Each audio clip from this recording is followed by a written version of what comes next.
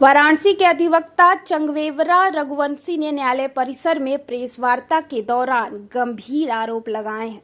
उनका कहना है कि शिवपुर थाने के पुलिस और पूर्व जेल अधीक्षक उमेश सिंह ने अवैध गिरफ्तारी की, प्रताड़ित किया और झूठा एफआईआर दर्ज किया। चंगवेवरा रघुवंशी के अनुसार उनके अभिभाषक चंद्रभूषण सिंह जयपुर निवासी को उनके किराए के मकान से अवैध तरीके से उठा ले गए थे जब वे जूनियर अधिवक्ता के साथ चर्चा कर रहे थे। इस घटना का सीसीटीवी फुटेज भी उपलब्ध है जो विधि विरुद्ध कार्रवाई का प्रमाण देता है।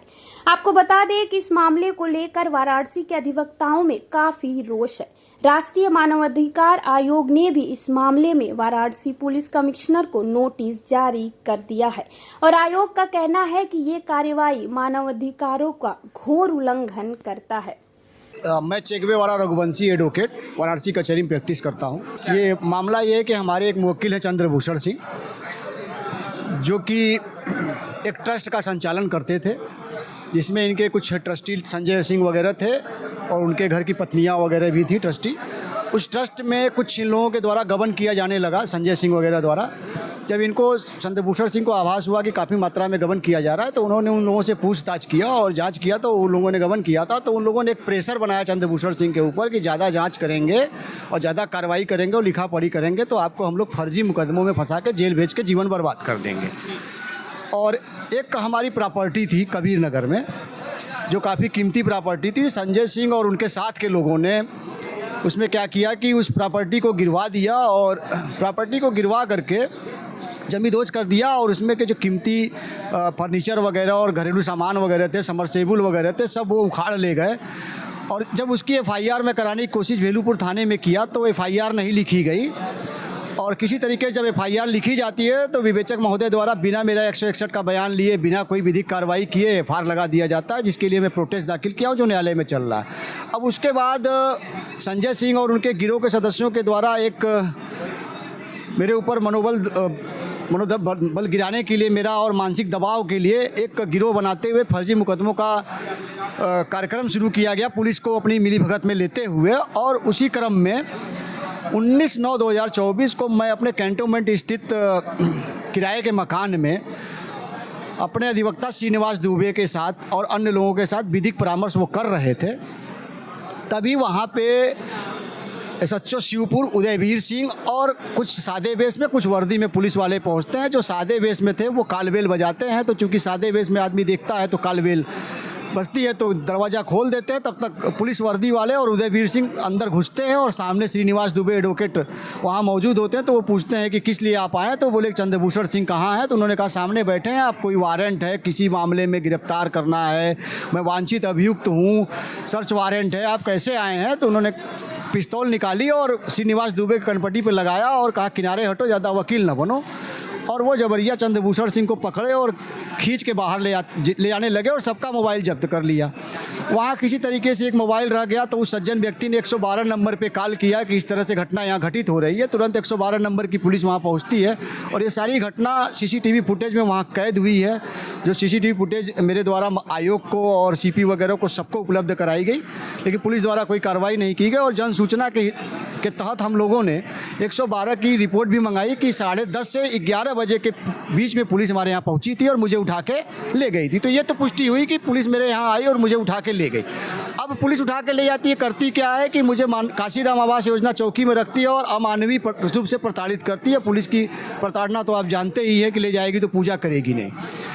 रात को 1-2 साल की पूर्व घटना दिखाते हैं। रात को 1:25 पे 19/9/2024 को ही मेरे खिलाफ 376 का एफआईआर संजय सिंह के गिरोह के सदस्यों द्वारा कारित कराया जाता है, 2 साल पहले की घटना को दिखाते हुए। और उसकी गिरफ्तारी 20/9/2024 को सुबह 11:30 बजे दिखाते हैं। इनलीगल कस्टडी आ गया, मैं जेल चला गया, मैंने बेल मूव किया, मेरी बेल यहाँ से खारिज हुई, माननीय उच्च न्यायालय गई। माननीय उच्च न्यायालय को हम लोगों ने सारा साक्ष्य और सबूत अपना दिया, 112 का और सीसीटीवी फुटेज वगैरह। तो माननीय उच्च न्यायालय के न्यायाधीश महोदय ने देखा कि ये मामला तो इनलीगल कस्टडी का है और एक फेक मामला है, तो उन्होंने अपने आदेश में पूरा उस चीज़ों को वर्णित किया और मेरे तथ्यों को उन्होंने रखा उसमें। और रखते हुए मेरा बेल आर्डर मंजूर किया। तो एक इलीगल कस्टडी तो वहाँ मानी गई कि पुलिस मुझे उठा के ले गई, फर्जी मुकदमे में मेरा चालान कर दिया। दूसरी इलीगल कस्टडी मेरी यहाँ आई जेल में। 14 फरवरी को मेरी बेल ग्रांट होती है। बेल जब ग्रांट होती है तो बेल बांड भरे जाते हैं और रिहाई परवाना आदेश जाता है जिस पे उनको तत्काल रिहा करना होता है। अगर कोई त्रुटि होती है तो वो संशोधन के लिए माननीय न्यायालय के समक्ष पुनः वापस आता है। तो ऐसी कोई त्रुटियां उसमें नहीं थी और ना ही कोई आख्या आई, ना ही कोई आख्या मांगी गई। मुझे 24 फरवरी तक नहीं छोड़ा गया जेल से। उमेश सिंह जो जेल अधीक्षक थे, उनकी कारगुजारियों के बारे में आप सभी लोग जानते हैं, कितने दबंग वो अधीक्षक रहे हैं और कितनी धन उगाही के उनके ऊपर आरोप लगे हैं। और वो एक महिला कर्मचारी ने भी उनके खिलाफ आरोप लगाया हुआ था जिसका ट्रांसफ़र कर दिया गया। तो हम लोगों ने एक एसीजीएम सेवंत के यहाँ एप्लीकेशन दिया जिसमें माननीय न्यायालय ने आदेशित किया और एक कठोर आदेश किया कि इतने दिन तक इनको कस्टडी में क्यों रखे गए। तो उस दिन मुझे रिहा किया गया। तो इसी सब चीज़ों को हम लोगों ने लेकर आपसी विमर्श करते हुए मानवाधिकार आयोग को 29/6/2025 को हम लोगों ने एक पिटीशन दायर किया, मेरे द्वारा दायर किया गया, चिगोरा रघुवंशी के द्वारा, जिसमें प्रियंक कानूनगो जी ने, माननीय सदस्य महोदय ने, इसे गंभीर मानवाधिकार आयोग का उल्लंघन मानते हुए, अनुच्छेद 21 का उल्लंघन मानते हुए संज्ञान में लिया और तत्काल सीपी को नोटिस जारी किया कि 1 सप्ताह में अपनी आप रिपोर्ट मुझे दें कि किस तरीके से इनको इनलीगल कस्टडी में और क्यों रखा गया और क्यों जेल में रखा गया। तो इसमें ये प्रक्रियाएँ चल रही हैं। आख्या नहीं मांगी गई उसमें। डायरेक्ट हमने जो एप्लीकेशन दिया और संज्ञानित किया न्यायालय को, तो न्यायालय ने एक स्ट्रिक्ट कठोर आदेश पारित किया कि तत्काल इनको रिहा किया जाए। बिना आख्या, वो कोई आख्या वगैरह नहीं दिए, तत्काल रिहा किया गया। तो उसके लिए तो मानवाधिकार मांगेंगी ना, इसीलिए तो नोटिस जारी की है कि आप अब तो वो जवाब देंगे मानवाधिकार आयोग में। अब तो मेरी गवाहियाँ होगी, श्रीनिवास जी की गवाहियाँ होंगी, उन लोगों की गवाहियाँ होंगी। क्या मांग है? मांग मेरी है कि ये जो हमको इनलीगल कस्टडी में रखा गया उसके लिए जेल अधीक्षक के खिलाफ कठोर से कठोर कार्रवाई की जाए। डीके बसु गाइडलाइन का भी उल्लंघन है, मानवाधिकार आयोग का उल्लंघन है और अनुच्छेद 21 का उल्लंघन है। और जो एसएचओ उदयवीर सिंह द्वारा एक फेक एफआईआर करके मुझे कस्टडी में लिया गया 10:30 से 11 बजे बीच में, और आप 1:25 में उसी दिन एफआईआर दर्ज करते हैं और दूसरे दिन सुबह 20 तारीख को आप 11:30 बजे मेरी गिरफ्तारी दिखाते हैं, और जिसके साथ से मेरे पास 112 डायल है और जनसूचना से सारी चीज़ें हैं और फुटेज है, इल्लीगल कस्टडी है। तो मैं तो मांग करता हूं कि मैं एक सामाजिक प्रतिष्ठित व्यक्ति हूं और व्यवसायी हूं, मुझे एक हैवी कंपनसेशन दिया जाए ताकि मैं समाज की मुख्य धारा से फिर से जुड़ सकूं। मैं एडवोकेट श्रीनिवास दुबे, जिसके ऊपर घटना घटी है चंद्रभूषण सिंह के ऊपर, उनको जब शुरू में ही धमकाया गया था कि आपके ऊपर रेप केस वगैरह करा सकते हैं।